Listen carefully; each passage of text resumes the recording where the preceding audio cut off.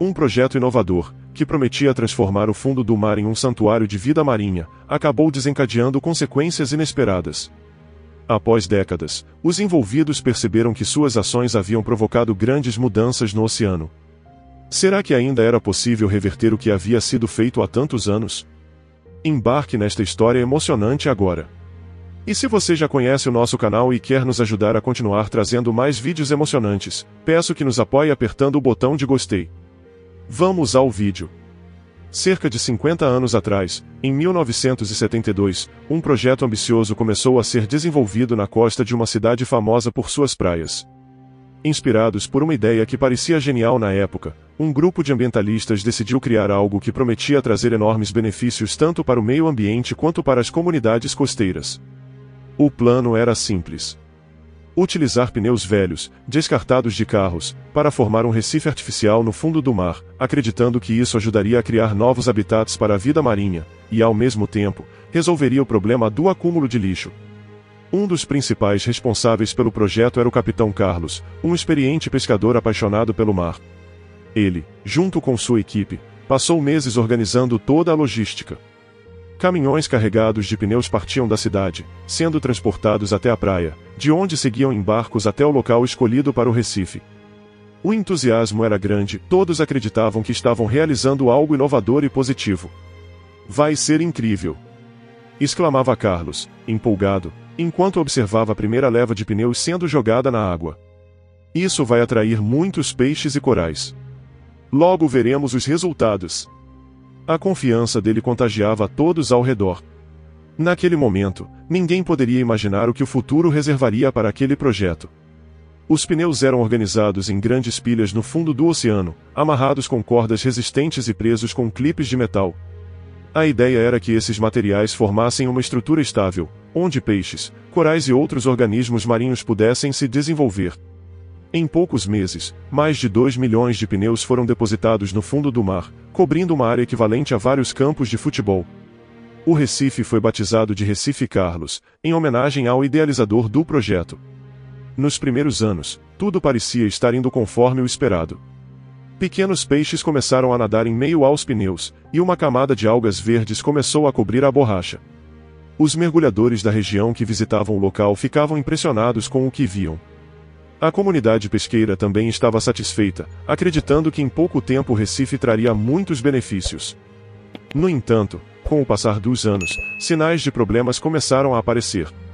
O mar, com sua força implacável, começou a destruir as amarras que mantinham os pneus unidos. As cordas começaram a se soltar, e os clipes de metal, corroídos pela água salgada, quebraram um a um. O que antes parecia uma solução criativa para o lixo e a conservação marinha estava se transformando em um grande problema ambiental. Em meados dos anos 1980, os primeiros indícios do desastre começaram a aparecer nas praias da região. Naquela época, uma jovem chamada Priscila, de apenas 12 anos, caminhava com sua família na praia. Enquanto coletava conchas na areia, ela se deparou com algo inesperado. Um pneu velho, coberto de cracas e outros pequenos organismos marinhos. "Pai, olha isso!" gritou Priscila, intrigada com sua descoberta. Seu pai se aproximou, e surpreso, tentou imaginar de onde aquele pneu poderia ter vindo. Mal sabiam eles que aquele era apenas o começo de uma grande quantidade de pneus que começariam a aparecer nas praias. Nos anos seguintes, a situação só piorou. Os pneus soltos no fundo do mar, sem controle, começaram a se mover com as correntes oceânicas. Eles não apenas apareciam nas praias, mas também causavam estragos nos recifes de coral naturais, destruindo ecossistemas que haviam levado séculos para se formarem. Para os pesquisadores marinhos, o fundo do mar próximo ao Recife Carlos começava a se parecer com um cemitério de pneus. Em vez de um recife vibrante, cheio de vida, o que restava era um cenário desolador, onde quase nenhuma forma de vida conseguia prosperar. A ideia original, que parecia tão promissora, havia se transformado em um pesadelo ecológico. Os pneus, em vez de ajudar, estavam devastando a fauna e a flora marinha da região. O sonho de Carlos e sua equipe havia sido arruinado pela força imprevisível da natureza e pela falta de um planejamento mais cuidadoso. Enquanto os pneus continuavam a se soltar e a destruir os recifes de coral naturais, os pesquisadores começaram a se reunir para discutir possíveis soluções. No entanto, Quanto mais o tempo passava, mais difícil parecia ser a resolução do problema.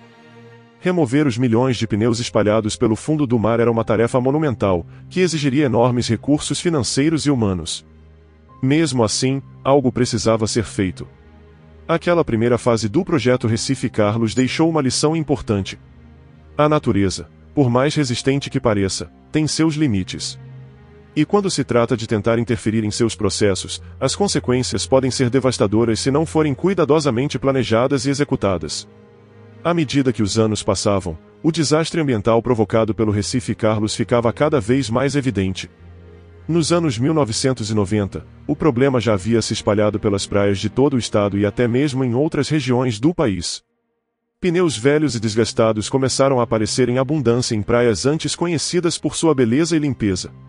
A maré trazia dezenas deles, muitas vezes cobertos de cracas e pequenas criaturas marinhas que tentavam se fixar em qualquer superfície disponível. O que antes era um símbolo de inovação havia se tornado um sinal claro de um projeto que havia dado muito errado. Em 1995, um grupo de biólogos marinhos da Universidade Federal do Estado decidiu investigar mais de perto o que estava acontecendo. Ao realizar uma série de mergulhos na área do Recife Carlos, eles se depararam com uma cena alarmante. O fundo do oceano estava praticamente coberto por pneus que haviam se soltado e rolavam livremente com as correntes. Esses pneus estavam agindo como bolas de borracha gigantes, colidindo com os recifes de corais naturais e destruindo o ecossistema que havia se desenvolvido ao longo de séculos. É como se estivéssemos vendo um campo de batalha subaquático, comentou um dos biólogos, profundamente abalado com o que estava observando.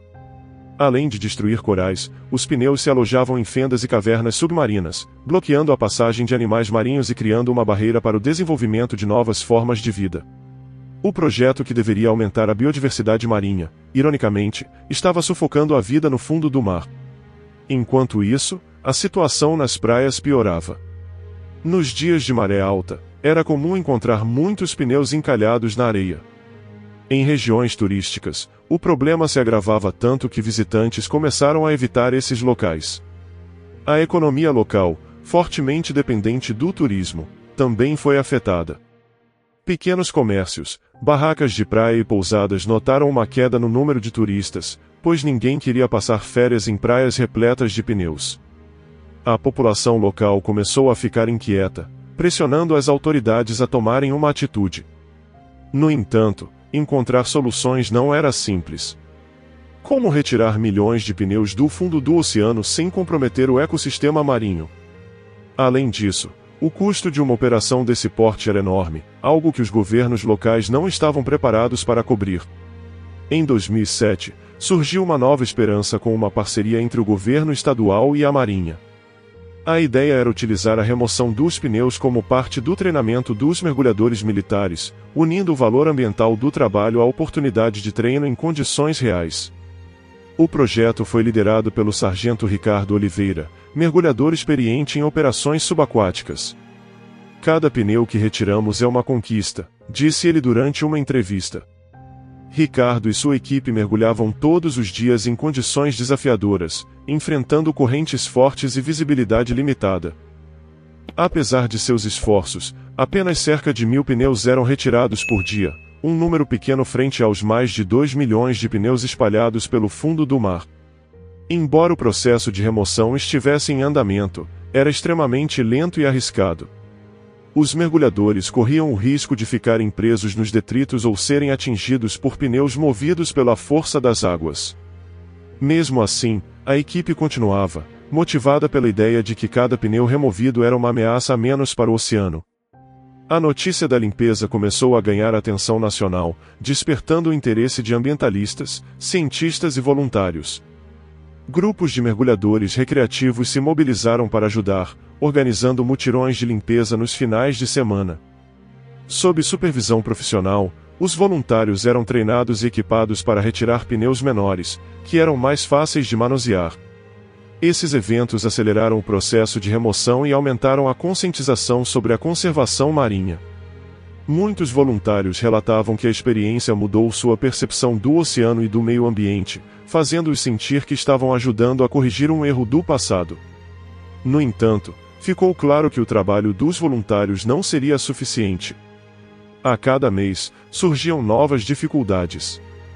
Muitos pneus estavam cobertos por organismos marinhos, e removê-los sem prejudicar a nova vida era um desafio. Em outras áreas, os pneus estavam enterrados na areia, tornando a retirada praticamente impossível. Com o tempo, especialistas perceberam que era necessária uma abordagem mais profissional e em maior escala. Em 2015, o governo estadual destinou uma verba considerável para contratar uma empresa especializada em operações subaquáticas, com o objetivo de acelerar a remoção dos pneus. Naquele ano, o Recife Carlos já era conhecido como um dos maiores desastres ambientais da região. Após anos de tentativas frustradas com voluntários e recursos limitados, o governo investiu R$ 1,6 milhão para entregar a operação à Companhia de Mergulho Industrial, composta por uma equipe de profissionais experientes e bem equipados.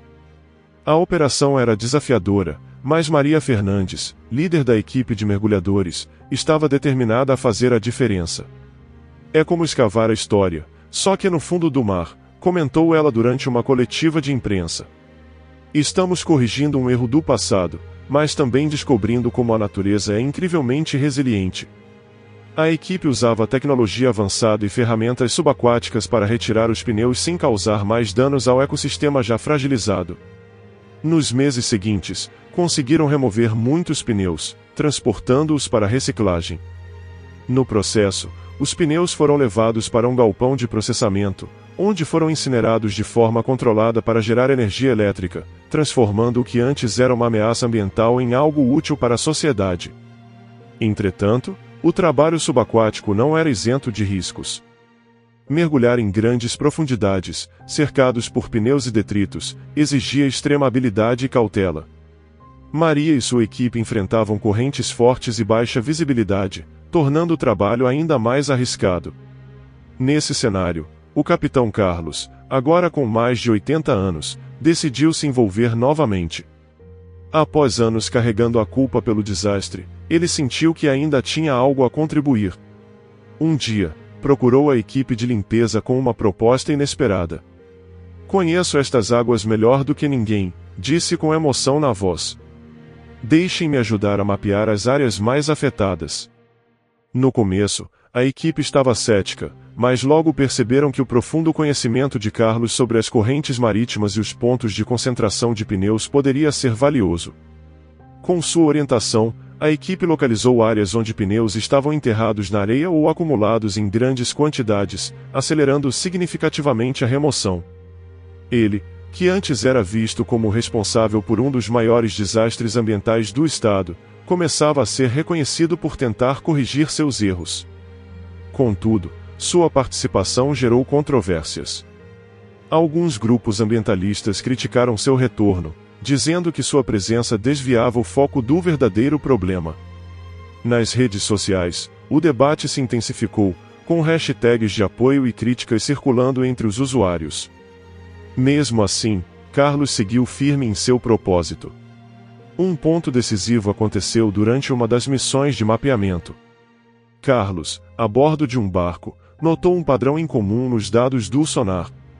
Intrigado, ele solicitou que a equipe de mergulho verificasse o local. Ao chegarem ao fundo do mar, os mergulhadores se depararam com algo surpreendente. Uma nova colônia de corais estava crescendo em meio aos pneus. Era um pequeno milagre da natureza. Apesar de todo o impacto causado, o ambiente começava a se regenerar por conta própria. A descoberta marcou um momento crucial para os cientistas envolvidos no projeto. Um novo recife de corais, surgido em meio ao desastre, forneceu informações valiosas sobre a capacidade de adaptação dos corais em condições adversas, ajudando a desenvolver novas técnicas de restauração em outras áreas afetadas. O capitão Carlos, com lágrimas nos olhos, viu naquela descoberta uma espécie de redenção pessoal. Ele havia iniciado algo terrível, mas, naquele instante, de certa forma, estava ajudando a natureza a se recuperar. O trabalho de remoção dos pneus continuou nos anos seguintes. Em 2020, cerca de 600 mil pneus já haviam sido retirados do Recife Carlos. O impacto positivo era perceptível. A qualidade da água melhorou, e a vida marinha começou a retornar a áreas que, por décadas, haviam se tornado desertos subaquáticos. Tartarugas marinhas e cardumes voltaram a ser avistados nadando entre os recifes naturais da região. Contudo, a tarefa estava longe de ser concluída.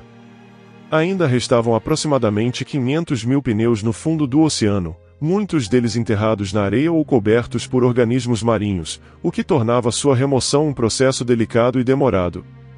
Em 2022, exatamente 50 anos após o início do projeto original, uma nova e inesperada aliada surgiu. A bilionária e defensora ambiental, Helena Ribeiro, conhecida por suas inovações tecnológicas para a preservação do meio ambiente, tomou conhecimento do Recife Carlos e decidiu contribuir com uma solução moderna. Helena, proprietária da empresa Soluções Oceânicas, introduziu o uso de veículos subaquáticos autônomos para ajudar na localização e remoção dos pneus. Estamos combinando o que há de mais avançado em tecnologia robótica com o conhecimento humano, afirmou ela em uma conferência de tecnologia. Os veículos autônomos mapeavam o fundo do oceano com precisão, localizando os aglomerados de pneus de forma eficiente, permitindo que os mergulhadores se concentrassem em tarefas mais complexas e perigosas. Com a introdução dessa tecnologia, o processo de remoção foi drasticamente acelerado. Em poucos meses, mais de 500 mil pneus foram retirados do Recife Carlos, e áreas que antes eram completamente desertas começaram a florescer com vida marinha. Durante esse período, Carlos, agora aposentado e morando em uma casa de repouso na cidade, passava seus dias olhando para o mar que tanto amava. Em uma entrevista, refletiu sobre tudo o que havia acontecido. Nós realmente achávamos que estávamos fazendo algo bom para o oceano, disse ele emocionado. Acho que isso mostra que não podemos prever como a natureza vai reagir. Mas estou orgulhoso de todos que trabalharam para corrigir nossos erros. O Recife Carlos serviu como um exemplo de como boas intenções podem levar a consequências inesperadas se não forem planejadas com cuidado.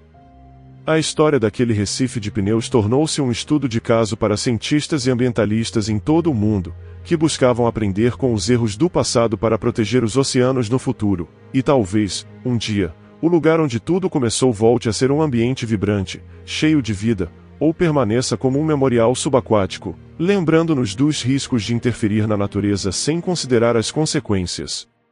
Você já pensou que uma ideia, mesmo com boas intenções, poderia resultar em um desastre ambiental? O que você faria se descobrisse que um projeto que você apoiou está prejudicando o meio ambiente? Você acredita que é possível reverter grandes erros do passado? Compartilhe sua opinião nos comentários. Se você gostou dessa história tocante, deixe um like neste vídeo e compartilhe com seus amigos. E este outro vídeo que está aparecendo agora na sua tela é igualmente emocionante e com certeza vai te impactar. Inscreva-se no canal para não perder nenhuma novidade, e até o próximo vídeo.